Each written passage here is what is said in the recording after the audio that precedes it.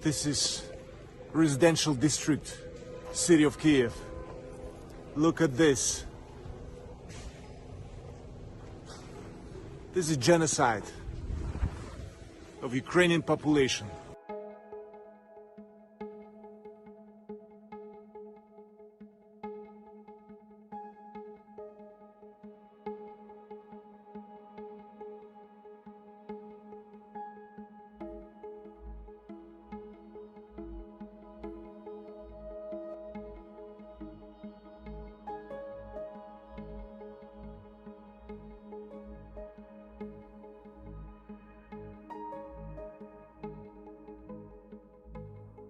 Right now, everyone is angry.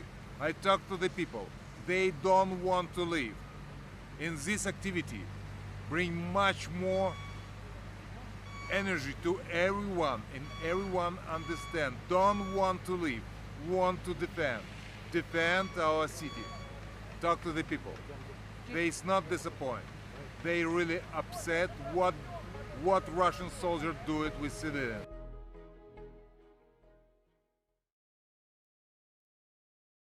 Welcome to Washington Post Live. I'm David Ignatius, a columnist for the Post. I'm honored to be joined today from Kyiv by two men who are on the front lines of the Ukraine war, Mayor Vitali Klitschko, mayor of Kyiv, and his brother, Dr. Vladimir Klitschko, a member of the Kyiv Territorial Defense Forces. Many in our audience will likely remember both of my guests as world champion boxers. Today, they're fighting to protect their city and their country. Mayor Klitschko, Dr. Klitschko, welcome to Washington Post Live. Thank you for joining us. Good to see you. Thank you. Mr. Mayor, let me begin with you. Tell us what the situation in Kyiv is like this morning. You're surrounded on three sides by Russian forces.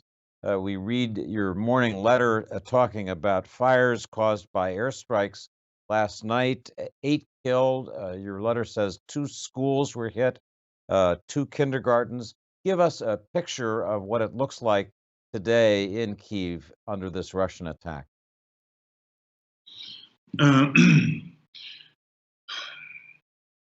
Every day we receive the rockets and bombing attack to capital of Ukraine.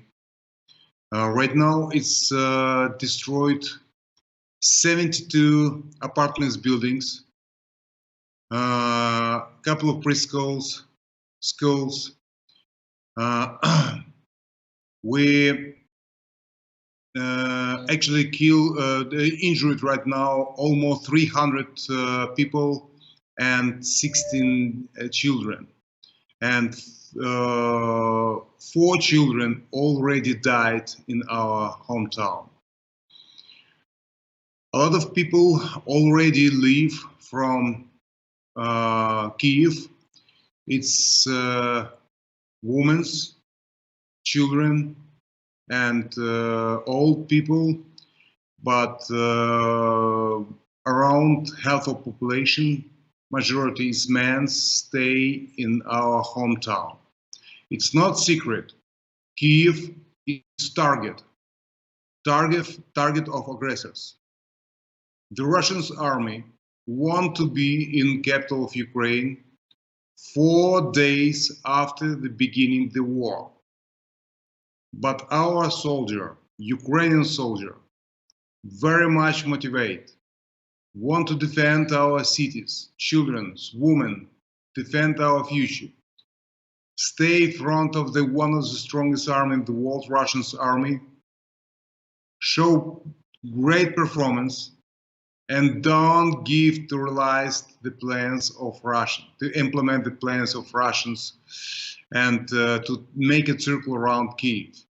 The Russian army is actually not so far from center of from downtown. It's around 10-15 miles away from here, where we are right now. It's every day. It's huge battles, and our army, our patriots, destroy the plans of Russians to be in Kyiv. And as mayor of capital of Ukraine, I can promise everyone, the Russian army, the Russian soldier, never ever come to our hometown, because the people very motivated. The huge wave of patriotism in Ukrainian people. The attack of rockets and bombing in our apartments, civilians, make huge motivation to everyone. Stay in the home, defend our families, our children, and our priorities.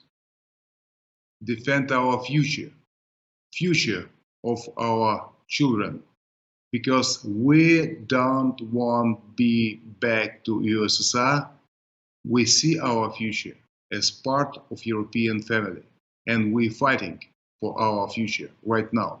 Not we fighting just for and defend not just our hometown and not just Ukraine. We defend right now the same values, the same principles what have democratic world, and we fighting for every one of you who listen right now to this interview. Mr. Mayor, thank you. Let me turn to your brother, Vladimir. Vladimir, you're a member of the Territorial Defense Forces. Tell us how your force is preparing if Russia should attack and come into the city. Will you fight the Russians street by street and house by house if they come? This is over 20 days now since the beginning of the war, and we learn every day. We were not prepared. All the people from the territorial defense, they're volunteers pretty much, or former military men and women, not to forget. I'm proud of our women that stand in arms with the men and defending their homes, their families, their children. And the spirit is as strong as it could be, because it's just something, we have one goal, one target. We want to live in a peaceful country, and everyone who is trying to attack us, which is already done by the Russian army, and the war that has been started by President Putin, reckless war, there is just war crime that is going on around Ukraine, such cities as Kharkiv, Gostomel, which is a satellite city of Kyiv. There are fights going on while we're speaking in the skirts of the city. Yes, the Russian army is trying to make a circle around the capital, and they're still active in Mariupol. Over 2,000 civilians being killed in Mariupol, recklessly killed. This is a war crime that is Russia doing on the Ukrainian soil. And back to territorial defense, because every city has a territorial defense. And we're getting, I would say we're getting smarter every day. We understand our enemy better. We're prepared for everything. And we're not expecting any good coming from the Russian side. We understand the negotiations going on, but we understand that there's a lot of propaganda and lies. And I have to say that Russian propaganda already said that Ukraine is just the beginning. So they're definitely planning to do more. And this Russian imperialism is just poisonous for democratic principles in the world. And what's going on in Ukraine could be spread even further. I'm not going to isolate the United States either, because if you really get into the logic of the Russian regime right now, so they're trying to collect land. Don't forget that Alaska was sold out. I saw it on the news that Alaska was sold a couple of hundred years ago to the US from Russia. And, anything can possible, and anything can happen, that even this imperialism could get to Alaska. So there's no exceptions. And what is going on now in Ukraine must be stopped now. After Second World War, no one has broken international law as regime of President Putin and the Russian army. And what's going on in Ukraine right now, it's killing of the innocent. It's not destroying infrastructure. It's not destroying military bases. And we see where rockets are landing and who is being killed. This is genocide of the Ukrainian population. And their propaganda already said that we were Ukrainians. We were mistake of the history. If you hear something like that, there's nothing good that possibly can come from the Russian side. And that's why we need, as a unity, as the Western world, our partners and allies, we need to isolate Russia economically, because every cent that is going to be earned by the Russian economy is going to be used for weapons that today killing us, Ukrainians, recklessly, as a war crime, killing, destroying our cities and our citizens. Not to forget, we have 4 major power plants with multiple reactors. One of them was on fire a couple of days ago. So there is no leakage of the nuclear stuff out of this plant, but it was on fire. And if something is going to happen to one of those major nuclear power plants, it's going to be Fukushima and Chernobyl combined multiple times, and it's going to be disaster for thousands of years for the entire world. And one more time, just want to stress it out and I'm done. We need to act now. We need to wake up now. Stop passively looking at what's going on in Ukraine. We need to be not passive but active. Isolate Russia economically. Isolate it now. There's not enough. It's not enough of doing something. It must be done now a lot, because tomorrow might be not exist for the Ukrainians and for the democratic principles that we are fighting and defending here in Ukraine. Mayor Klitschko, I want to ask you first whether you think, as your brother said, that Vladimir Putin is a war criminal, and second, as the Russian forces approach your city, whether you will seek a safer command post or whether you're ready to stay in the center of Kyiv and die if it comes to that. We are very motivated. If every day we see our Russian army destroyed our cities, Kharkiv, Mariupol, Irpin, Bucha, Gostomel, and many other cities right now totally destroyed. The war destroyed our homes. The war destroyed infrastructure.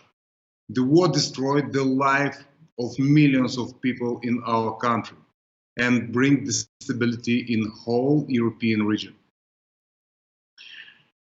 It's our homeland. It's our hometown. We don't want to leave. We want to live in home, where our parents, friends, relatives, it's our home. We don't want to live, but we don't want also live in dictator.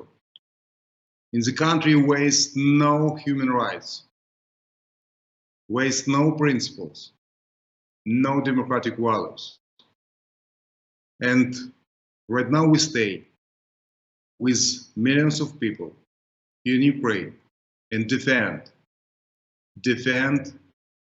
first of all, the future, our families, our country, and we defend our children. Nobody wants to die. Nobody wants to die, but our father was Air Force officer, he's actually died to fix the problem with Chernobyl nuclear station in 1986. And father told it's huge privilege for every man to die if you defend your country. Nobody want to die, but we're ready to fight. And let's see how will be developed situation, but the make hands up, it's not the options for Ukrainian. We proud to be Ukrainian. We proud to be the one of the very, very good nations who fighting for our future. And it's not easy fight. It's difficult fight. Already the thousands of Ukrainians soldiers, Ukrainian men pay for our freedom with biggest pride alive. We continue fight, and I'm more than sure it's our country, and with the help of our partners, because all democratic world right now see this war, senseless war, what makes the Russians, and support Ukraine. Support Ukraine in our fight against aggressors. Vladimir, let me ask you, President Biden is meeting this week in Brussels with the other leaders of NATO. What is it that you and the members of the Territorial Defense Forces in Kyiv, your brother is mayor, what is it that you would ask the NATO leaders to provide to Ukraine to allow you to continue your fight and to allow your people to be as safe as possible? I would say clearly we cannot defend our country just with our fists, so to speak. We need military supply of military equipment so we can defend ourselves, defensive weapons. And probably that's what's really important. And, this discussion about closing the sky, not closing the sky, and all the worries that neighbor countries are having, and consequences, and probably direct conflict with Russia if it's going to be signed for closing the sky over Ukraine. We're going to close the sky on ourselves. What we need to close it with something. So we need to defend ourselves. If our cities are going to continue and bombarded like this morning, past night, where one of the rockets has hit a gigantic shopping mall, and civilians died again. And this is not the last target that has been hit by the rockets, and rockets are landing in the living districts of the city. So we need to protect the sky above us. So we need this high-tech equipment, and that's what actually I would ask. If we receive a lot of stingers and we can't defend our skies above our head by self, but we stay right now in the front of strongest army in the world, and the modern weapons will be very helpful for Ukraine to defend our country. A small message. Mr. Mayor, I wanted to ask you, in addition, there have been reports that the Russians might consider using chemical weapons, frightening weapon of war. Are the people of Kyiv prepared for the possibility of a chemical attack? Have you started making preparations for that? To be honest, we're not prepared. To be honest, right now it will be nightmare. To be honest, we know the Russians want to be and occupy Ukraine with any price. And that's why the many experts in the world told it can be used chemical weapons, and also they not accept the possibility to use the nuclear weapons also. To be honest, Ukraine will always was peaceful country where live peaceful people. In 1994, we was third country in the world with nuclear weapons.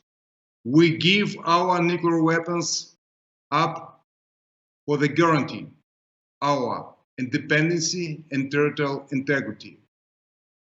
United States make a guarantee for us. And what is interesting, Russians also give the guarantee for our territorial integrity. And after that, occupation of Crimea, after that, Donetsk, Lugansk, right now the war against Ukraine. That's why we don't trust Russians. Then they can use any weapons against our country and our people. Vladimir, I want to ask you about the future. Some analysts here in America are describing the war now as a stalemate. You're encircled on three sides, and the Russians obviously want to choke Kyiv. How long before you begin to run short of essential medical supplies, food, ammunition, the things that the city needs? As long as we're not circled, we're going to be fine. As soon as they're going to be circled around the city, obviously the time is going to take against us. How much time is really difficult to say, and we have some supplies, but obviously we're not going to last forever. That's why we're standing strong, so we're not going to be circled, and our military is doing anything possible that is not going to happen, and hopefully it's not going to happen. Mr. Mayor, I want to ask you about peace negotiations. President Zelensky has said he wants to talk to President Putin of Russia as soon as possible. He's said he's willing to discuss a range of Russian demands.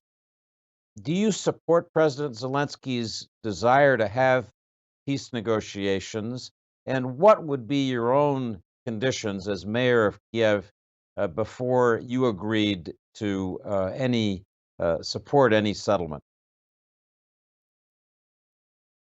I don't know which negotiations we have to find. If we, with two sides, it's always you need to find some compromise. I don't know what about we have talked to Russians. Which compromise? We have just one message to the Russians. Go away from our country. It's one message. First of all, we need a peace. And I understand President Zelensky, he tried to find any options to bring the peace back to our country. We have to talk. It's a difficult task. It's very difficult task, and I don't know which compromise and which solution they can find. I'm not involved in this negotiation, but it can be negotiation or compromise, but not for the price of Ukraine, of our country. Definitely not. And Vladimir, I'd like to ask you the same question and what you hear from your colleagues in the Territorial Defense Forces. One of the issues in these negotiations, it's reported, is a future neutral status for Ukraine. Would you and your people fighting with you in the Territorial Defense Forces be willing to accept that status, or would that seem to you like a capitulation? I'm not representing any office, so I don't have any office behind me. I'm not a politician, and that's why I'm just going to tell you what I think, and probably most of the people think. And I agree with the position of the mayor in this case. Russian army, Russian boots, Russian military equipment needs to leave Ukraine now. Period. Our integrity, our borders, serenity of our borders must remain as it was signed when we gave up the nukes and signed this agreement with Russia. One of the countries was Russia that signed it. So it just must go back to the country that we actually had 21 days ago, before the war started. We were fighting since 2014, and back then President Yanukovych fled the country to Russia. We were fighting for association with European Union, with European principles, democratic principles. And that decision has made the people that live in Ukraine. We've made this decision. We look for it. We're going to fight for it. We've been fighting for it. We're a free nation, and we're going to decide how we want to live. And everything else is just internal interests of Russia and propaganda. If NATO would have been interested in invading Soviet Union, then after Soviet Union broke apart, they probably would have been happy. And now it's just the fairy tale, a negative one, that is explained by the Russian Federation to its own people in their own country to justify the regime that they have in Russia. So let's find an enemy out there and let's fight this enemy, and pointing with the finger and say, this is bad guys, let's fight them, and not pay attention to what is actually happening in the country with corruption and everything else. So we understand where Russia is coming from. We understand the history. We understand who is leading the country. We understand why things like that is happening. But what we don't understand, the reckless mind, the madman's mind to go and invade a country after Second World War, and I'm going to draw new borders, and I'm going to decide what belongs to me, and I'm going to tell everyone how to live. This is not 2022. This is the man from the past, a madman from the past. If you think about the modern world where someone like Elon Musk is trying to create some new source of communication with a Starlink, or create new energy, and think about the world's population and how we can make our life better, and everything what is happening right now is just from the past, and it's going to pass. I'm sure evolution never stopped. And what is happening right now, it's the biggest mistake that Russia has started. The biggest mistake. And I think because of this mistake, it's going to change our life and life of Russia, as 9/11 has changed our life. This war that happened in Ukraine is going to cost Russia a lot. How much is going to be? We'll see. But it's something, it's like cancer that got into the body of Russia and is going to eat from inside out. This war shouldn't be started. And this war must come to an end sooner than later. And I just want to stress it out one more time. Without our allies and partners, it's going to be tough to fight and close the sky and everything else. We need the supply and help, humanitarian help, military equipment, defensive military equipment now, not tomorrow, not in a week. We need it now. Mayor Klitschko, we have just a few seconds left. Do you have any last thoughts that you could share with our viewers here in America, what you see and know on the ground as mayor of Kyiv?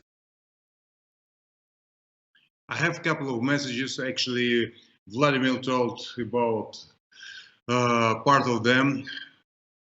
Unity is our key to stop the war. We have to stop the war. It every day killed thousands of the people from both sides. We have to find the way, but our task to defend the countries, defend democracy, defend our future. With political pressure, economical pressure, support Ukraine with any kind of support, humanitarian help, military equipment, political support. It's very important for us right now. Also, it's Russians understand the main weapons right now, not the tanks and rockets. The main weapons for Russians is media. The people in Russia, zombed from propaganda, from Russian propaganda.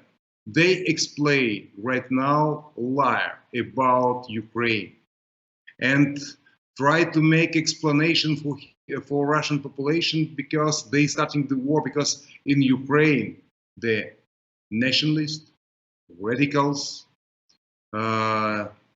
fascists, somebody live here who hated Russians, who working against the principles and human's law, and it's everything liar. We both help Russians because our mom is Russian. Actually, our mom don't talk Ukrainian. The first language what talk our mom, it's our also first language was Russians. If Russians talk, we also, I'm also part of government, self-government, as mayor of capital of Ukraine. We never ever have something against Russians, but we have a lot against Russians' aggressive politics. And Russian population have make a pressure to his government. But media and propaganda in Russia work so well, and people there is zoned. I talk through telephone to friends, to our some relatives in Russia. They is zoned. And just one example, just TV, propaganda TV in Russia today have budget much more than budget in capital of Ukraine, more than $2 billion US.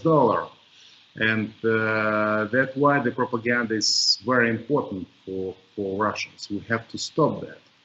And one also message to end of our interview. If someone think the war is somewhere far away, this war doesn't touch him, is wrong opinion. This war can touch anyone, everyone, not just in Europe, in the world. And we have to be everybody proactive to stop this war. It can explode the war in whole Europe. It can explode and touch everyone. That's why unity is our key for freedom. Unity around Ukraine. Support Ukraine in this war. It's very, very important for us. That's why I want to say thank you very much for United States to support Ukraine. We very appreciate, and we see who real friends of our country who help us in this war for our future, for our principles. So Mayor Vitali Klitschko, Dr. Vladimir Klitschko, two former heavyweight boxing champions now fighting for Ukraine. Thank you so much for joining us today. The world is watching your city today and hoping for a just settlement of this terrible war. Thank you for joining us. Thank you for having us. So we'll be back with other programming today and through the week. Thank you so much for joining us for this special chance to talk with two brave Ukrainian leaders on the front lines in Kyiv. Thanks very much.